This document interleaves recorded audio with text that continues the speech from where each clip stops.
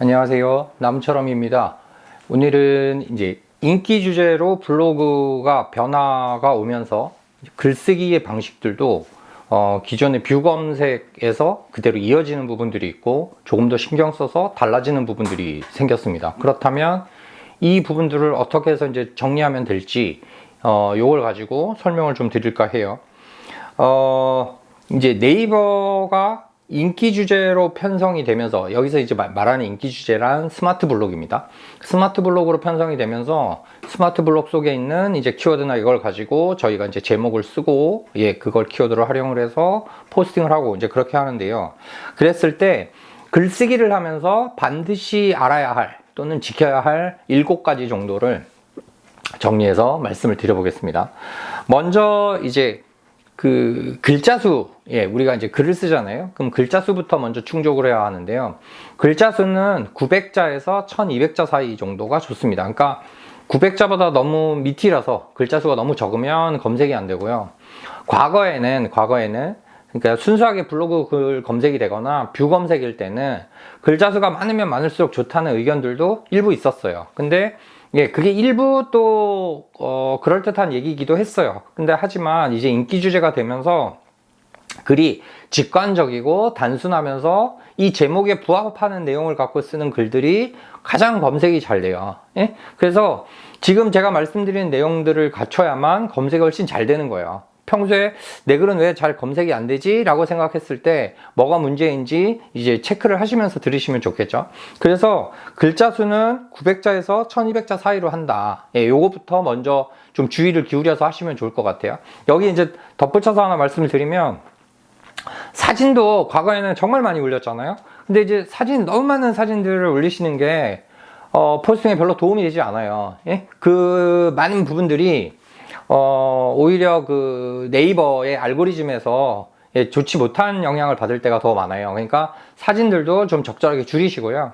일단 오늘은 글 얘기를 하기로 했으니까 글자 수부터 900자에서 1200자 사이로 한다. 요거 먼저 기억하시고, 두 번째는 제목에 맞는 내용만 쓰셔야 해요. 제목에 맞는 내용. 그러니까 내가 예를 들어서 뭐 강릉 가볼 만한 곳 뭐 하슬라아트 월드 다녀왔어요 라고 쓰셨으면, 사실은 이 하슬라아트 월드에 대해서만 쓰시는 게 가장 좋아요. 근데 내가 뭐 하슬라아트를 가는 길에 뭐 안목 카페도 들렸었고, 뭐 예를 들어서 선교장도 갔었고 오죽헌도 갔었고, 뭘 조금씩 쓰길 때가 있잖아요. 근데 이런 잡다한 것들이, 그러니까 원래 제목에 있는 키워드를 제외한 나머지 잡다한 부분들이 많이 오면 올수록 검색은 점점 안 됩니다. 그러니까 제목에 부합하는 내용만 집중적으로 쓰시는 게 훨씬 더 도움이 되시는 거예요. 그러니까 많은 얘기를 쓰면 쓸수록 검색은 오히려 안 된다. 이게 너무 중요해요. 근데 이제 이게 뷰 검색일 때 이렇게 해왔기 때문에 이제 이게 익숙해지신 건데요. 여기서 탈피하지 못하시는 분들이 최근 보면 방문자 수도 많이 줄고 좀 힘들어졌고요. 여기서 빨리 탈피했거나 아니면 기존에 탈피는 아니고 나는 인기 주제 방식으로 원래 글을 썼던 사람들이 있겠죠. 그러니까 제목에 맞는 아주 심플하게 쓰시는 분들, 직관적으로 쓰시는 분들이 최근에 방문자 수가 점점 좋아지고 있는 거죠. 그러니까 이런 부분들이 사실 참 애매한 건데요. 그러니까 뭔가 말을 많이 하고 글을 많이 쓰려고 그러니까 내가 욕심을 내면 낼수록 오히려 더 잘 안 된다. 그걸 아셔야 되는 거고요. 세 번째, 이거 잘 들으세요. 세 번째, 내가 제목은 너무 멋있게 잘 썼어요. 그리고 키워드도 아주 좋게 잘했어요. 근데 도통 검색이 잘 안 되는 거죠. 도대체 왜 그러는 걸까? 그러면 여러분이 먼저 이제 생각하실게요. 내가 제목을 작성하실 때 여기서 내가 검색이 되고자 하는 키워드가 있을 거예요. 키워드가 뭐 1개일 수도 있고 2개일 수도 있고 3개일 수도 있고. 그리고 사실 키워드는 너무 많으면 많을수록 검색이 잘 안 돼요. 최근 추세를 보면, 그러니까 본문의 내용이 너무 길어져도 검색이 잘 안 되듯이 제목도 사실 너무 긴 사람들은 이제 검색이 잘 안 되기 시작했어요. 그래서 제목도 적절한 길이가 좋은데요. 이 적절한 길이 속에서도 키워드도 너무 많으면 안 된다. 근데 예를 들어서 키워드가 3개만 왔다 하더라도 이 본문 안에 들어갈 수 있는 키워드는 이 3개의 키워드로 변형하고 조합하고 다르게 풀어서 그 안에 쓸 수 있는 키워드는 4개나 5개일 수도 있는 거예요. 예, 이게 무슨 말인고 하니, 예를 들어서 뭐 2월 강릉 가볼 만한 곳, 뭐 경포 바다 다녀왔어요, 뭐 어쩌고저쩌고 했으면 그냥 강릉 가볼 만한 곳도 되는 거고요, 2월 가볼 만한 곳도 되는 거고요, 2월 강릉 가볼 만한 곳도 되는 거고요, 또는 2월 뭐 경포도 되는 거고요. 그러니까 이런 식으로 내가 어떻게 조합하고 변형하느냐에 따라서 전혀 달라지는 거죠. 그러니까 이 달라지는 부분들을 나 스스로 이제 이거를 정리하고 케어하시는 건데요, 이 부분들을 내가 본문에 어떻게 잘 녹여서 쓰느냐, 그리고 그 키워드를 있는 그대로 쓰느냐. 그러니까 뭐 예를 들어서 강릉 가볼 만한 곳 이렇게 있으면 그걸 그대로 강릉 가볼 만한 곳에 띄어쓰기 맞게 쓰시면 되는데, 뭐 예를 들어서 강릉에서 가볼 만한 곳, 아니면 강릉에 가면 가볼 만한 곳 이렇게 쓰시면 이미 그게 이제 키워드가 헝클어지는 거예요. 그렇게 쓰지 마시고 원래 있는 그대로를 쓰신다. 그리고 잘 변형한 걸 넣어서 쓴다. 이걸 기억하시고요. 그 다음에 이제 네 번째는, 이 네 번째 이유들 때문에 사람들이 쓰는 글들이 어느 순간부터 검색이 잘 되다가 잘 안 되는 사람들의 경우가 이 네 번째에 해당하는 경우인데요. 뭐냐면 내가 비슷한 소재 또는 같은 소재를 가지고 계속해서 글을 쓰는 거예요. 예? 그러니까 예를 들어서 제가 좀 전에 말씀드린 것처럼 내가 만약에 강릉에 살아요. 그래서 강릉 가볼 만한 곳, 뭐 경포해변 다녀왔어요, 이렇게 썼는데, 이거를 이제 예를 들어서 굳이 나는 자주 쓴다, 예? 꼭 써야겠다 이러면 한 달에 한 번만 쓰셔야 돼요. 한 달에 한 번만. 내가 진짜 자주 쓰는 글이라면. 근데 이 글을 한 달에 여러 번 쓰신다거나, 또는 제목은 예를 들어서 강릉 경포해변이 아니더라도 본문에 계속해서 강릉 경포해변이나 강릉 해변이나 강릉 가볼 만한 곳을 자주 언급해서 자주 쓰면 쓸수록 내 검색 순위는 점점 내려가요. 이게 그러니까 사실 검색이 잘 되는 거하고 방문자 수가 많은 게 꼭 일치하지 않아요. 그게 정비례하지 않아요. 어떤 때는 방문자 수가 적지만 검색이 굉장히 잘 되는 분이 있고요. 어떤 경우에는 검색은 잘 안 되지만 방문자 수가 많은 경우가 있어요. 근데 내가 만약에 블로그를 통해서 사업을 하시는 분이라면, 예? 사업을 하는 분이라면, 그래서 뭐 어디 맛집, 또는 뭐 어디 무슨 뭐 누수, 뭐 아니면 어디 뭐 인테리어, 이런 식으로 내가 이 블로그를 통해서 누군가에게 검색이 잘 된 다음에 그 검색이 된 결과를 가지고 누가 날 찾게 만들겠다. 이거는 사실 방문자 수하고 검색하고 제가 좀 전에 차이가 있다고 했잖아요. 이런 경우에는 제가 좀 전에 말씀드린 것처럼 한 달에 한 번씩만 아주 칼같이 그 내용들을 파악해서 쓰셔야 해요. 그러니까 어설프게 괜히 쓴 키워드를 가지고 다른 포스팅에 또 쓰고 하면 이게 너무 많이 반복이 되면 네이버는 이 부분들을 홍보 뭐 이런 식으로 인식을 해가지고요, 검색 순위에서 끌어내려요. 그러니까 내 멀쩡하게 검색되던 포스팅을 내가 다른 포스팅으로 잡아 끌어내리고, 또 좀 어느 정도 잡혔던 포스팅을 내 블로그 포스팅이 또 잡아 끌어내리고, 이렇게 되는 거예요. 그래서 이 부분 때문에 굉장히 어려워져요. 그러니까 홍보가 아니더라도요, 만약에 내가 국내 여행 블로그인데 뭐 예를 들어서 롯데월드를 뭐 자주 간다거나 아니면 에버랜드를 자주 간다거나 해서 이걸 자주 쓰면 쓸수록 점점 더 내 블로그가 검색이 안 되는 거죠. 그래서 좀 이제 소위 말하는 그 고인물 블로거들, 오래된 블로거들이 나중에 가서 힘을 잃는 제일 큰 이유 중에 하나가 너무 반복해서 자주 쓰기 때문이기도 해요. 그래서 이 부분은 본인이 스스로 체크하시는 수밖에 없어요. 근데 이게 정말 이렇게 냉정하게 체크하지 않으면 본문 속에 자꾸 단어가 반복이 되는 거예요. 본문 속에. 그래서 또 검색 순위 내려가고 하는 악순환이 반복되니까요. 이 부분을 꼭 기억해서 지키시고요. 그 다음 5번째는 원래 있었던 로직이죠. 네이버가 뷰 검색에서 원래 있었던 정보, 경험, 의견, 가격. 이게 이제 다이아플러스 로직인데요. 다이아플러스 랭킹이라고 하죠. 이 다이아플러스 로직은 뭐 인기 주제로 바뀌었지만 그대로 유지가 됩니다. 뷰 검색이 없어졌다고 해도, 뷰 탭이 없어져도 요건 그대로 이제 형성이 되니까요. 내가 지금 쓰고 있는 정보가 제대로 됐나, 정보를 제대로 쓰고 있나, 이거 다시 확인하셔야 되고요. 그래서 정보의 충실성에 맞게 썼나, 그래서 정보의 항목을 적어도 내가 4가지, 5가지를 썼나 확인하셔야 되고, 이게 내 경험이 맞나, 경험이 근간이 된 게 맞나, 그래서 경험을 반영하는 사진이 들어갔나, 이걸 쓰셔야 되고요. 특히 이제 인플루언서가 되고 싶으신 분들은 의견을 잘 적으시는 게 중요해요. 그래서 내 의견들을 종합 정리해서 하나의 이제 그 글 속에서 나만의 의견들을 잘 반영하고 있나. 그러니까 처음부터 끝까지 내 생각이니까 의견이야 이렇게 말씀하시면 안 되고요. 의견을 따로 여기서 빼야 해요. 뭐뭐 하면 좋은 꿀팁, 뭐뭐 하면 알아두어야 할 주의사항, 뭐뭐 할 때 꼭 알아야 할 사용법, 이런 식으로 해서 1, 2, 3, 4 이렇게 정리를 해주시는 부분들이 굉장히 필요해요. 그래서 의견을 쓰셔야 되는 거고, 가격이 이제 다이아 플러스 로직의 그 플러스에 해당하는 건데요. 가격을 예전엔 그랬죠. 금기현이 어쩌니 이러면서 가격을 쓰면 되네 안 되네. 이건 진짜 완전히 아주 오래전 얘기고요. 이건 너무 이제 의미 없는 얘기고요. 지금은 누가 어떻게 가격을 잘 쓰느냐가 오히려 굉장히 중요해졌고요.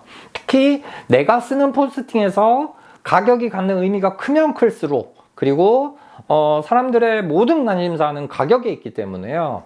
내가 이 가격이란 부분, 경비, 비용, 이런 부분들을 할인, 세일, 이런 것까지 이걸 얼마나 효과적으로 잘 보여주고 잘 정리해서 쓰느냐가 사실은 내 블로그를 크게 좌지우지하는 부분들이거든요. 그래서 지금 말씀드린 다이아 로직들, 그러니까 사실 제가 이걸 5번 하나에 묶어서 그렇지 이건 각각으로도 다 중요한 거거든요. 그래서 요 4가지들을 꼭 써야 하는 게 5번째 항목이고요.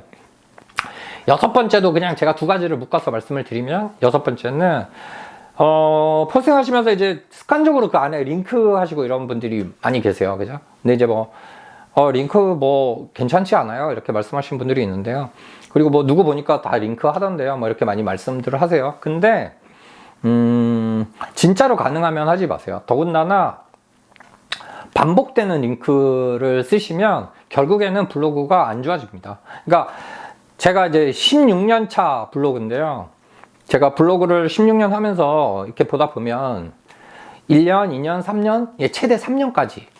3년도 잘 없는 것 같고. 하여튼, 1, 2년 굉장히 잘 하시는 분들은 정말 많으세요. 1, 2년 동안 저 사람 엄청 크게 될 것 같아. 아니면 저 사람 정말 잘해. 이런 사람들은 정말 많은데, 항상 1, 2년이 지나거나 길어야 3년이 지나면 또 꼬꾸라지고 계속 이게 반복되는 거예요. 그러니까 10년 넘게 꾸준하거나 5년 넘게 꾸준하거나 이런 블로그는 사실 대한민국에 거의 없어요. 드물어요. 정말 드물어요. 그러니까 요리 블로거 중에 몇몇 분 계시는 정도? 그 외에는 사실상 거의 없다고 해도 무방할 정도예요. 그러니까 요리 블로그 일부랑 아주 여행 블로그 일부 정도 있는 것 같고요. 나머지는 계속 기복이 있거나 아니면 보통은 주저앉아요. 근데, 그러니까 다른 분들이 잘 될 때를 기준으로 해서 보면 해서는 안 되는 부분들이 없는 것 같아요. 다 괜찮은 것 같은 거죠. 이걸 해도 되고 저걸 해도 되고 다 괜찮은 것 같지만, 저가 16년 동안 하면서 사람들이 하는 거, 이 사람은 왜 주저앉았을까 여러 가지를 분석했을 때 이 링크가 미치는 영향이 되게 커요. 그래서 링크를 하면 이제 또 이런 얘기를 하잖아요. 링크를 해야 내 블로그에 머무는 시간이 오래되고 머무는 시간이 오래돼야 검색이 잘 된다더라 이런 소리 하는데요. 이게 참 의미 없는 얘기인 게, 예를 들어서 내가 만약에 블로그 방문자가 제가 예전에 처음에 시작했을 때 100명, 200명 이렇게 왔을 거 아니에요. 저도 옛날에는. 그랬을 땐 당연히 제 블로그에 머무는 시간이 10분, 길 때는 20분도 있을 수 있죠. 방문자 수가 적으면 이 시간이 엄청 늘어나는 거고요. 소위 말하는 체류 시간이. 근데 지금처럼 제가 블로그 방문자 수가 예를 들어서 요즘 같은 경우를 기준하면 제가 이제 하루 방문자 수가 평균 10만 명 이상이 들어와요. 10만 명 이상이 들어오면요, 체류 시간이 20분은 어림도, 5분도 어림도 없어요. 3분도 잘 안 돼요. 2분 되기도 어려울 때가 많아요. 그러면 나는 검색도 잘 안 돼야 되고 방문자 수도 확 줄어야 되고 망해야 되는데, 제 주변에 예를 들어서 500명, 1000명 오시는 분들은 나는 5분 넘게 와, 10분 와. 이게 의미가 없다고요, 별로. 그러니까 링크를 하면 체류 시간이 길어질까요? 그렇지도 않아요. 그러니까 뭐든지 블로그를 하실 때 입장을 바꿔놓고 생각하시면 좋은데, 내가 과연 다른 블로그 가서 다른 블로그에 있는 사람이 포스팅하면서 거기 안에 링크를 한 3, 4개 했다. 근데 나는 그 3개를 다 일일이 누르고 들어가서 처음부터 끝까지 다 읽었다. 이런 사람은 없거든요. 없어요. 그냥 처음부터 끝까지 글 읽는 사람도 굉장히 드물어요. 근데 링크를 하면 읽을 것이다? 그렇지 않습니다. 그래서 링크는 진짜 안 하시면 안 하실고요. 이거보다 더 위험한 게 뭐냐? 글을 썼는데 쓰고 나니까 뭐 사진이 좀 요걸 바꿨으면 좋겠고 추가했으면 좋겠고 글도 내용을 좀 더 넣었으면 좋겠고 뭐 이러면서 수정하시잖아요. 수정할 때마다 내 글의 검색 순위는 계속 내려가고요. 이게 너무 반복이 되면 이걸로 인해서 저품질이 되는 경우도 굉장히 많아요. 그래서 특히나 내가 무슨 그 네이버에 어떤 형태로든 뭐 추천이 됐든 메인이 됐든 뭐 이게 그렇게 뜰 수 있는 경우의 수가 많잖아요. 그죠? 뭐 어디 놀러 갈까? 뭐부터 시작해서 레시피판도 있고 많은데, 예, 그리고 이제 막상 올라가고 나니까 내 글을 다시 읽어보게 되고, 그래서 수정하는 순간, 예, 그 메일에서 다 사라지는 그런 경험 해보신 분들 계실 거예요. 수정은 하시면 안 됩니다. 그래서 링크와 수정은 글 쓰면서 안 한다. 이걸 기억하시고요. 마지막 7번째는 이것 때문에 뭐 더 검색이 잘 되고 안 되고는 아니고, 내 블로그를 그래도 가장 결정적으로 예, 그 방문자 수도 많아지고 내 블로그를 풍성하게 만드는 가장 큰 힘은 시의성이에요. 시의성. 지금 내가 쓰는 글이 지금 이 시기에 맞나? 이게 너무 중요한 거예요. 이 시기에 맞느냐 안 맞느냐. 예, 그래서 사람들이 요즘 이것에 관심이 있느냐 없느냐. 예, 그래서 요즘이 중요한 거예요. 요즘이. 예, 그래서 아무리 예를 들어서 검색 잘 되는 글을 쓰고 뭐 검색도 잘 되고 뭐 키워드를 잘 잡고 뭘 해도 예를 들어서 시의성이 없잖아요. 시의성이 없으면 방문자 수는 한계가 있어요. 늘어나지가 않아요. 예, 절대 늘어날 수가 없어요. 예? 그러니까 예를 들어서 이제 만약에 뭐 이제 봄이 다가오면 사람들이 또 다들 이제 벚꽃 가지고 엄청 쓸 거예요. 뭐 벚꽃 개화시기도 쓰고 뭐 어디 벚꽃 유명한 것도 쓰고 뭐 벚꽃 숨은 명소도 쓸 거고 막 이런 거 쓸 건데 예를 들어서 이거를 너무 일찍 써도 안 되고요. 너무 늦게 써도 안 되는 거고요. 반대로 벚꽃과 아무 상관없이 나는 그냥 뭐 봄인데 뭐 그냥 어디 바다나 놀러 가지 뭐 이런 글보다는 벚꽃이 훨씬 많이 볼 거 아니에요. 그죠? 그래서 이런 시의성 있는 글들이 내 블로그 포스팅에 어느 정도 차지하고 있는지를 보셔야 해요. 예. 블로그가 정말 잘 되는 분들은 이런 시의성을 반영한 포스팅들이 70% 이상인 거고요. 적어도 반 이상은 돼야 내 블로그가 굉장히 규모도 커지고 잘 될 확률이 높아지는 거죠. 근데 난 여지껏 시의성이 뭔지도 몰라. 그리고 요즘 유행한 게 뭔지도 모르겠어. 그래서 그냥 나는 내 거 기록할래. 기록은 하실 수 있는 거죠. 기록은 하실 수 있는데 방문자가 늘거나 이런 거는 굉장히 한계가 있다. 이걸 기억하셔야 돼요. 그래서 제가 오늘 말씀드린 이 7가지가 충족이 됐을 때 예, 방문자 수도 확 늘어나는 거고 검색도 잘 잡히는 거지. 이 7가지 없이 그냥 뭐 나는 열심히 했는데 난 억울해요. 뭐 이렇게 해서는 좀 곤란해지는 거죠. 그래서 이 7가지를 꼭 기억하시고요. 마지막 이거는 이제 하나는 이제 8가지다 아니다 뭐 이렇게 말씀드리긴 어렵고요. 하나만 더 제가 추가해서 말씀을 드리면 어쨌든 사람들은 블로그를 가지고 돈을 벌려고 하고, 네, 그 수익이 목적이 되고, 이건 뭐 너무 당연한 거잖아요. 자본주의사에서 너무 당연한 건데, 그러다 보면 이제 대가성 리뷰라는 걸 하게 되고, 그러면 체험단을 하게 되고, 또는 뭐 리뷰 비용을 받거나 제품을 제공받거나 이렇게 되는데, 사실 돈 앞에 장사 없다고 이걸 한 번, 두 번 하다 보면 세 번, 네 번이 되고, 세 번, 네 번 하다 보면 뭐 10번, 20번이 되기도 하고 그래요. 근데,